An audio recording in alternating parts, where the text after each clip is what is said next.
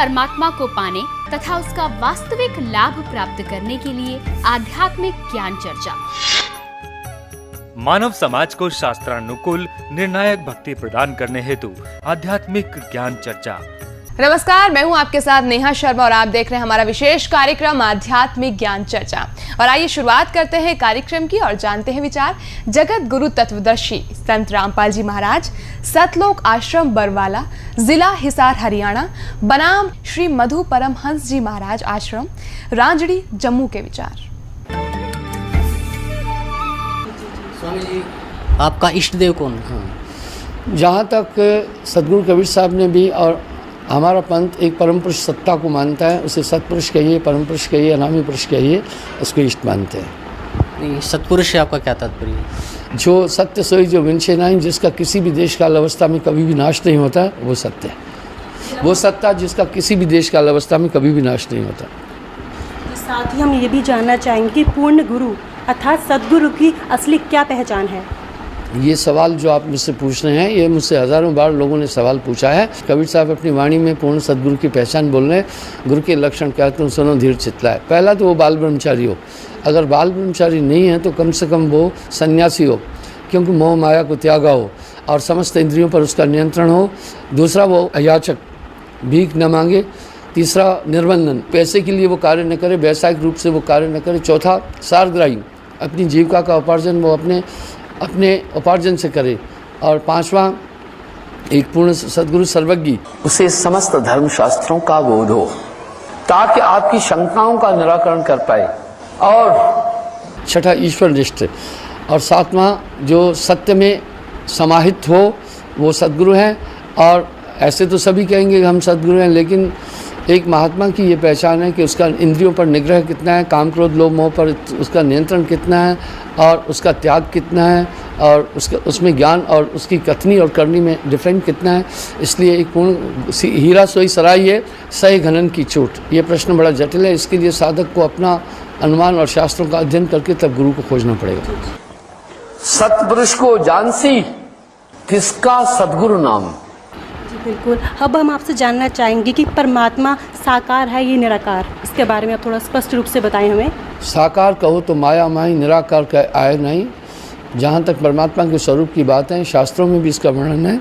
जितने भी हम भौतिक पदार्थ देखते हैं वो सब नाशवान है, लय हो जाते हैं। परमात्मा का किसी भी देश काल अवस्था में कभी नाश नहीं होता, इसलिए वो पंच भौतिक तत्वों से परे हैं, क्योंकि पंच भौतिक तत्व एक दूसरे के विनाशक हैं। अगर परमात्मा पंच भौतिक तत्वों में के बने होते तो उनका भी नाश होता, इसलिए वो अजर हैं, अविनाशी हैं, नित्य हैं। पहली बात तो यह है। निराकार तत्व जो है पांचवा तत्व है, वो आकाश है। इसलिए दादू दयाल जी ने भी कहा, कोई सरगुण में रीझ रहा कोई निर्गुण ठहराए, अद्भुत चाल कबीर की मुँह से कही न जाए। इसलिए वो तो दोनों तत्वों से परे थे। जी बिल्कुल। अब हम आपसे जानना चाहेंगे कि संत कबीर जी थे वो सतपुरुष थे या सतगुरु थे, इसके बारे में बताएं आप। ऐसा है कि वो परम पुरुष की एक विशिष्ट सत्ता निकलकर संसार में आई, लेकिन वो प्रथम सदगुरु इसलिए कहलाए। तीन लोग से परे जितने भी अवतार हुए सब माता के पेट से आए। कबीर साहब जब माँ के पेट से ही जन्म नहीं लिया, कक्का केवल नाम है, बब्बा वरण शरीर, ररा सब में रब रहा तिसका नाम कबीर। ये स्थितियाँ उनकी अलग बता रही हैं उनको कि एक बहुत बड़ी सत्ता थी। स्वामी जी, जो दीक्षा प्रदान करते हैं, क्या ये दीक्षा कबीर साहब ने धर्मदास जी को दी थी? बिल्कुल बिल्कुल, वही चीज़ उन्होंने बोला भी है कि जैसे साथ में वो बोल रहे हैं, जो वस्तु मैं वहाँ से लाए वही तुम्हें ये यहाँ दे रहा हूँ। स्वामी जी, आपसे दीक्षा लेने वाले साधक को किन किन नियमों का पालन करना पड़ता है? जो भी हमारे यहाँ भक्ति में जुड़ते हैं उन्हें 7 नियमों का पालन करना पड़ता है। पहला हम बोलते हैं सत्य बोलना, साच बराबर तप नहीं, झूठ बराबर पाप, जाके हृदय साच है ताकि हृदय आप। दूसरा हम कहते हैं अहिंसा, किसी भी प्राणी को मन वचन कर्म से कष्ट नहीं देना। मांस मदिरा का सेवन बिल्कुल भी वर्जित है। तीसरा शराब, नशा किसी भी किस्म का नशा नहीं। जहाँ लग अमल सब है हरामा ये बताते हैं। चौथा परिस्त्री गमन वर्जित है। एक नारी ब्रह्मचारी, पर नारी के राजते अवगुण गुणनाय, रावण के 10 सिर गए पर नारी के माय। पांचवा चोरी वर्जित है। छठा जुआ न खेलना। सातवां हक की कमाई, छल कपट दगा धोखा किसी से नहीं करना। स्वामी जी, क्या बीड़ी सिगरेट वगैरह आपके पंथ में निषेध नहीं है? जहाँ तक सवाल यह है कि बीड़ी सिगरेट तंबाकू आदि है, ये बड़ी घातक चीज़ें हैं। और जहाँ लग अमल सब है हरामा, तो लेकिन हम कंडीशन में बीड़ी सिगरेट के लिए शर्त नहीं रखते हैं, लेकिन हिदायत देते हैं कि हो सके इसे जल्दी छोड़ दो क्योंकि हानिकारक है। कि शर्त यहाँ नहीं रखी मैंने, क्योंकि काफ़ी लोग इसका सेवन कर रहे हैं और जल्दी नहीं छूटती है, तो हम उनको ये कहते हैं कि आप इसको छोड़िए। स्वामी जी, आप मंत्र दीक्षा एक बार में देते हैं या 2-3 बार में पूरी करते हैं? एक ही बात है। यहाँ कुछ लोग हैं वो क्या करते नहीं, पहले हम उनको कहते हैं सत्संग सुनो और व्यसन छोड़िए, उसके बाद आइए। और ये नहीं होता कब, पहले कुछ लोग हैं काल निरंजन का नाम बताते फिर कहते 60 शब्द आगे देंगे फलाना देंगे। हम ये सब चीज़ें नहीं कर रहे हैं। जब साधक आता है, क्योंकि जो भक्त आया पहले ही उसमें जिज्ञासा है, उसको हम फिर अध्यात्म का और दिव्य साधनाओं का रहस्य उसी समय देते हैं। अभी आपने सुने कबीर पंथी श्री मधु परमहंस जी महाराज, आश्रम रांजड़ी, जम्मू के विचार। और आइए अब जानते हैं जगत गुरु तत्वदर्शी संत रामपाल जी महाराज, सतलोक आश्रम, बरवाला, जिला हिसार, हरियाणा के विचार।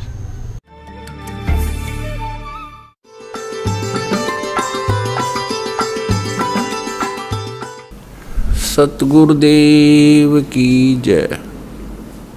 बंदी छोड़ कबीर परमेश्वर जी की जय। बंदी छोड़ गरीबदास जी महाराज जी की जय। स्वामी रामदेवानंद जी गुरु महाराज जी की जय।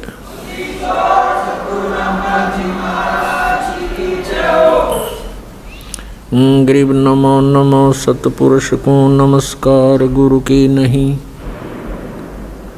सुर नर मुनि जन साधुआं संतों सर्वसदी नहीं। सतगुरु साहेब संत सब डंडो तुम प्रणाम। आगे पीछे मध हुए तिनको जा कुर्बान। श्री मधु परमहंस जी कहते हैं कि जो मेरी नकल करने लग गए हैं, इस बात का विश्लेषण होना चाहिए। मीडिया भी आजकल बहुत जागरूक है और इसका विश्लेषण होना चाहिए। तो मधु परमहंस जी से प्रार्थना है कि मीडिया ने अपना काम अब शुरू कर दिया है और आ मैदान में। तो इस दास ने प्रत्येक पवित्र धर्म के सद्ग्रंथों को पढ़ा देखा। सतगुरु की कृपा हुई,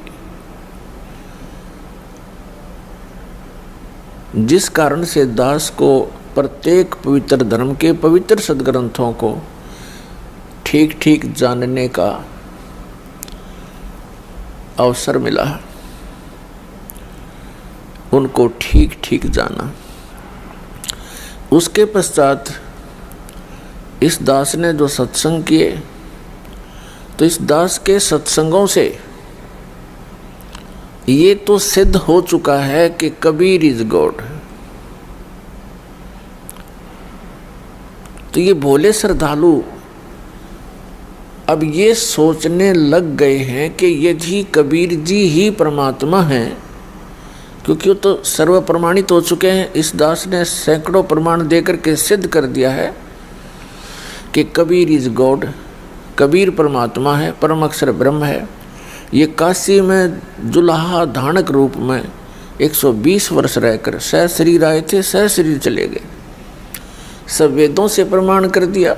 उन जिन महापुरुषों ने परमात्मा का साक्षात्कार किया, उनकी अमर वाणी से हमने यह सिद्ध कर दिया कि परम पूज्य कबीर देव जी ये परम अक्षर ब्रह्म है, ये परम पुरुष है। ये सतलोक में भी इसी रूप में है, नर आकार है। वहाँ इनके शरीर की शोभा बहुत अत्यधिक है, वहाँ बहुत प्रकाश है। यहाँ जब वही परमात्मा आते हैं ज्ञान देने के लिए, क्योंकि यथार्थ ज्ञान परमात्मा ही दे सकते हैं, तो उस समय ये अपने शरीर का जो तेज है हल्का कर लेते हैं, नॉर्मल बना लेते हैं। इसी को समर्थ कहते हैं।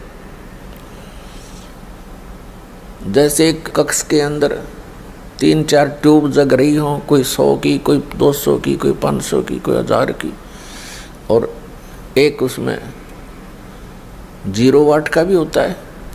तो बाकियों को ऑफ करके 0 का जगा लिया, बस आवश्यक प्रकाश उससे उपलब्ध है। ऐसे ही परमात्मा अपने शरीर को ऐसे कर लेते हैं। तो अब ये भोले श्रद्धालु ये समझने लगे हैं कि यदि कबीर जी ही परमात्मा हैं, तो कबीर पंथ तो बहुत पुराना है। तो वो जाते हैं उन पुराने आश्रमों में या अन्य कबीरपंथी जो घनी चटपट बातें करता है वहाँ जाते हैं कि उनके पास फिर यथार्थ मार्ग होगा। इस रामपाल दास को तो ये समझते हैं ये तो अभी लगा है, और वहाँ बहुत पुराना आश्रम है, बहुत पुराने संत परंपराएं हैं, महंत परंपराएं हैं। तो ये भी उन बोले श्रद्धालुओं की भूल और दुर्भाग्य होगा कि जो उनका जाकर फंस जाएंगे। वो तो वही सतिथि होगी, आसमान से गिरे और खजूर में अटक गए। इसलिए ये दास चाहता है कि अब इन कबीर पंथियों का झाड़ा ले लूं। दास ने तो झाड़ा ले चुका है, इनका सब तलाशी ले चुका है, इनके पास क्या है, आपके रूबरू करना शेष रह रहा था। अब ये आपके रूबरू कर रहा हूं ताकि आप फिर खजूर पर ना अटकें, वहां ना चले जावें उन तत्वज्ञानहीन प्राणियों के पास। इसलिए दास का उद्देश्य कोई किसी की निंदा करना नहीं, एक महापरोपकार का कार्य है। जैसे एक बार किसी ने 500 के नोट नकली छाप कर जनता में भेज दिए, सरकार को पता लगा, ओरिजिनल एंड डुप्लीकेट दोनों को साथ साथ रख कर दिखाया, तो सरकार आलोचना नहीं कर रही थी, एक महापरोपकार कर रही थी जो अनिवार्य था उस समय करना। नहीं तो गरीब आदमी सारा दिन में 100 रुपये कमावे, 500 रुपये 2 दिन में 4 दिन में, और वो ठग कर ठगा जाता, कितनी हानि होती उसको, भूखे मरते उसके बच्चे। तो इसी प्रकार जो आपको मनुष्य जीवन की हानि हो रही है इसकी आपको जानकारी नहीं है, इस दास को जानकारी होगी। इसलिए जो इन महापुरुषों ने अनुभव लिखा बोला है वो दिखा रहा हूँ, और अपने ISI मार्ग के जो सदग्रंथ हैं उनसे तुलना कर रहा हूँ। बस दास का तो इतना काम है। अब यदि कोई कहे कि हमारी भावनाओं को ठेस पहुँचाई जा रही है, यदि आपकी भावनाओं को ठेस मानते हो तो ये समझो कि ये ठेस तो उन्होंने ही पहुँचा रखे जिन्होंने गलत ज्ञान दे रखे आपको। अब जैसे दास ने पवित्र हिंदू धर्म के सदग्रंथों को आपके रूबरू किया है, जिसमें पवित्र पुराण, पवित्र वेद, पवित्र श्रीमद् भगवत गीता, और कोई ये कहे कि हमारी धार्मिक भावनाओं को ठेस पहुँचाई है, फिर माँ विष्णु महेश को नासवान बता के, दास ने नहीं पहुँचाई वह ठेस, वह तो वेद व्यास जी ने पहुँचा रखी है आपके, और उसने लिख रखी है, दास ने पढ़ के सुनाई है, दैट्स ऑल।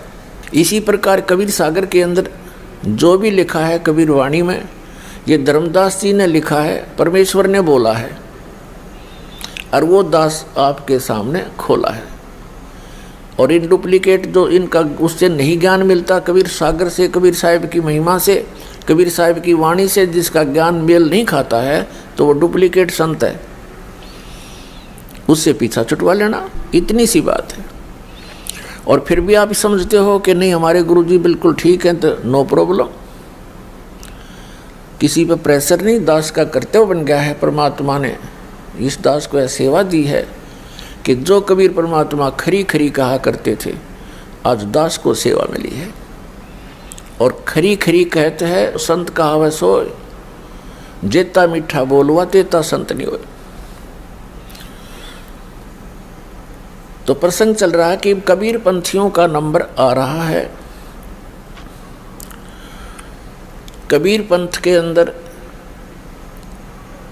विशेषकर एक दामा खेड़ा के अंदर महंत परंपरा है। आदरणीय धर्मदास साहिब जी के वो वंशज हैं। परम पूज्य कबीर परमेश्वर जी ने आदरणीय धर्मदास साहिब जी को, जो एक सेठ थे, लाला जी वैश्य थे, उनको एक वरदान दे दिया था, क्योंकि धर्मदास जी बहुत चिंतित हो गए थे, क्योंकि उनका एक ही पुत्र था, वही नालायक हो गया था। भगवान की भक्ति, कबीर साहिब के मार्ग को उसने स्वीकार नहीं किया था।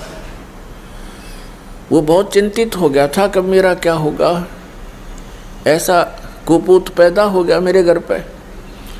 इस चिंता में वो बहुत ज़्यादा दुखी था, चिंतित था। परमात्मा ने उसकी चिंता का निवारण करने के लिए कहा था, धर्मदास चिंतित मत हो, तेरे घर पे मैं और अपनी अच्छी आत्मा भेजूंगा। अब उस समय धर्मदास साहिब जी की आयु 86 वर्ष की हो चुकी थी। ये भी उसके गले नहीं उतर रही थी बात। आदरणीय धर्मदास साहिब जी के 86 वर्ष की उम्र में हम दोनों बूढ़े हो गए, पत्नी भी और मैं भी। अब कैसे होगा? तब परमात्मा ने वो आत्मा सतलोक से लाकर प्रकट कर दी उसके आंगन में कि धर्मदास चिंता मत करे, 10वें महीने ये बालक आओगा तेरे घर पर। और फिर साथ में परमात्मा ने उसका दृढ़ विश्वास कराने के लिए कहा था कि तू चिंता ना कर, इस कलयुग में तेरी 42 पीढ़ी तक वंश चलेगा। और उस 42 पीढ़ी में तू ऐसा करना, इनको परमात्मा के नाम से, जो मैं तुझे बताता हूँ, इस नाम से लगा के रखना, ये पार भी हो जाएंगे। फिर चिंता बनी कि ये मेरे वंश पार भी हो जाएंगे। धर्मदास जी ने कहा तो परमात्मा ने कहा कि पार होंगे नाम से, सतनाम और सार नाम से। पूरे प्रोसेस को अपनाएंगे, मेरे वचनों का पालन करेंगे तो तेरे वंशज भी पार होंगे और भी कोई भी नाम लेगा वो भी पार होगा। तो अब उन दामा खेड़ा वालों ने ये एक भ्रमणा फैला रखी है कि जो दामा खेड़ा से नाम लेगा, यानी धर्मदास जी के वंशजों से, वही पार होगा। नहीं, परमेश्वर कबीर साहब ने धर्मदास जी से कहा था कि 5 पीढ़ी तक तो तेरा ये प्रोसेस, जो नाम मैं तुझे बताऊंगा, 5 नाम का मंत्र दिया था परमात्मा ने। प्रथम मंत्र जो दास आपको देता ओनली, और 6ठी पीढ़ी के अंदर उस मंत्र का भी लोप हो जाएगा। और जिस कारण से आगे तुम देख लेना, क्योंकि वो फिर रास्ता बदल जाएंगे, तो उनका किसी का कल्याण नहीं होगा। कल्याण होगा जो मेरे वचन का पालन करेगा और जिसके पास ये 5 नाम, सतनाम और सारनाम, ये 3 टाइप का मंत्र है ये। और इसको 3 ही बार में प्रदान किया जाता है। जितने भी कबीरपंथी हैं एक ही बार में दीक्षा देते हैं। और इस दास ने कबीर सागर तो पढ़ा बाद में, और मेरे परमात्मा ने पहले से ही मुझे ये प्रोसेस बता दिया था कि ऐसे ऐसे करके ये दीक्षा देनी होती है। सन 1994 से दास दान कर रहा नाम, और 1994 से दास के शिष्य लाखों की संख्या में हैं। उन सबको मालूम है किस प्रकार ये नाम दान दिया जाता है। यानी दीक्षा का प्रोसेस कितनी बार में पूरा होता है? 3 बार में होता है। प्रथम बार में केवल प्रथम सत्र का वो 5 नाम का मंत्र दिया जाता है। ये 5 नाम वो नहीं है ज्योति निरंजन निरंकार ओंकार आदि, नहीं। ये परमात्मा ने दे रखे हैं, करने नो दीदार महल में प्यारा है। इस शब्द के अंदर वो 5 नाम हैं जो गणेश जी के, सावित्री ब्रह्मा जी के, और विष्णु लक्ष्मी जी के, पार्वती और शिव जी के, और दुर्गा के। तो वो 5 नाम इसलिए दिए जाते हैं, वो उनकी पूजा नहीं होती, क्योंकि हमने स्वदेश जाना है। हम या दूसरे देश में आकर के, विदेश में यहाँ सत साधना ना करके कंगाल हो गए, तो नाम की कमाई करके हम इन कमलों से बरी होते चलेंगे। इस मंत्र के जाप से इतनी कमाई बनेगी आपकी भक्ति की कि आप इन कमलों में बैठे जो प्रधान हैं, गणेश जी, ब्रह्मा जी, विष्णु जी, शिव जी और दुर्गा जी, तो इनका हमारे ऊपर ऋण है। इस नाम की मजदूरी से हम इनकी कमाई करके इनसे नोडू सर्टिफिकेट लेंगे। ये तो प्रथम सत्र का मंत्र है। ये पहले 5 नाम ही परमात्मा ने देने का आदेश दिया था। अब दास को इसके साथ साथ 2 मंत्र और दिए हैं, क्योंकि वो समय अलग था। उस समय ये 2 मंत्र हैं, प्रथम और लास्ट, इसलिए नहीं जाप कर पाते वो लोग, क्योंकि उस समय परमात्मा हाजिर थे। और वो प्रकट नहीं हो पा रहे थे क्योंकि लोग उनके ज्ञान को सुन नहीं रहे थे। उसके बाद दूसरी तिथि में दूसरी बार जो सतनाम दिया जाता है वो 2 अक्षर का होता है। एक उसमें ओम मंत्र है, ये सरपुरुष अर्थात ब्रह्म का है, और दूसरा उसमें तत्व है जो धर्मदास जी को परमात्मा कबीर जी ने यही सतनाम दिया था 2 मंत्र का, और वो अक्षर पुरुष का है जिसको परब्रह्म भी कहते हैं। सरपुरुष के इस ब्रह्म के 21 ब्रह्मांड हैं और अक्षर पुरुष के 7 शंख ब्रह्मांड हैं। और तो तीसरी बार जो मंत्र दिया जाएगा जब सतनाम की कमाई बहुत हो जाएगी आपकी, उसके बाद तीसरा मंत्र वो सार नाम, जिसे आदि नाम, जिसको सार शब्द कहते हैं, जिसको नी शब्द कहते हैं, जिसको शब्द विधेय कहते हैं।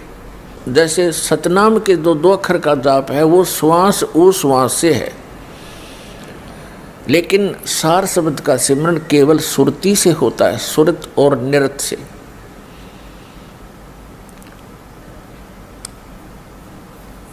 अब जैसे कबीर परमात्मा जी सह शरीर थे और धर्मदास जी से कहा था कि मैं विदेही हूँ, धर्मदास जी ने कहा था कि आप दिख देही और कहो विदेही, तब परमात्मा ने कहा था ये मेरी अलौकिक देही है, ये शरीर है अलौकिक है, इसको विधेय कहते हैं। तो इसी प्रकार जो सार शब्द है उसको विधेय शब्द भी कहते हैं। वो अन्य मंत्रों से अलौकिक है वो भी शब्द अक्षर में है, लेकिन जहाँ परमात्मा ने कहा कि जो 52 अक्षरों में लेख हैं वो संस्कृत भाषा के हैं, और संस्कृत भाषा के अंदर कौन कौन से सदग्रंथ लिपिबद्ध थे? 4 वेद, पवित्र श्रीमद् भगवद गीता, पवित्र 18 पुराण, और ये उपनिषद वो ऋषियों के अनुभव अपने, ये सभी 52 अक्षरों वाले ही लेख में लिपिबद्ध थे। तो परमात्मा ने कहा था ये जो मंत्र मैं आपको दे रहा हूँ ये इन 52 अक्षरों वाले इन लेखों में नहीं है, इनसे बाहर है। उसके लिए परमेश्वर कबीर जी ने जब आदरणीय गरीबदास साहिब जी को सतलोक दिखाया, वहाँ अपना स्वरूप दिखाया, वहाँ की सब व्यवस्था दिखाई, उनको वापस छोड़ा, तब परमेश्वर कबीर साहिब जी ने कहा था आदरणीय गरीबदास साहिब जी को कि सोहम शब्द हम जग में लाए और सार शब्द हमने गुप्त छिपाए। अब सोहम शब्द तो हमने शंकर को भी दिया, कबीर साहब कहते हैं शंकर जी को दिया, हम बैरागी ब्रह्म पद सन्यासी महादेव, और सोहम मंत्र दिया शिव जी को, वो करे हमारी सेव। अब उस सोहम मंत्र को भगवान शिव के उस कमल को खोलने के लिए, हृदय कमल को ये जाप किया जाता है, तो वो हमें उससे बरी करता है। फिर यही मंत्र आगे, क्योंकि एक औषधि होती है, उस औषधि को 4-5 जड़ियों में मिला करके कोई औषधि तैयार की जाती है, एक जड़ी होती है, तो वो जड़ी उसमें कुछ अन्य गुण रखती है। जब उसको किसी 2 में मिलाकर प्रयोग किया जाता है वो अन्य गुण पैदा करती है और लाभ देती है, और सिंगल प्रयोग की जाती है तो उसका अन्य लाभ होता है। तो ऐसे सतनाम के अंदर 2 अक्षर हैं, एक ओम है, एक तत्व है, सांकेतिक है। जिन पुण्यात्माओं को ये सत्यनाम प्राप्त है, सच्चा नाम, तो उनको मालूम है कौन कौन से अक्षर हैं। और तीसरा वो सार शब्द है, सार नाम है, आदि नाम है, वो भी जिनको प्राप्त हो चुका है उनको मालूम है। अब ये कहते हैं वो कहने में नहीं आता, वो तो बोलने में नहीं आता, ये भाव है सिमरन का। सिमरन के समय वो अकय शब्द है, वो बोलना नहीं होता। अरे ये नीम हकीम कबीर पंथी मारे सट्टे के नाम की कमाई की कोई आवश्यकता नहीं। अभी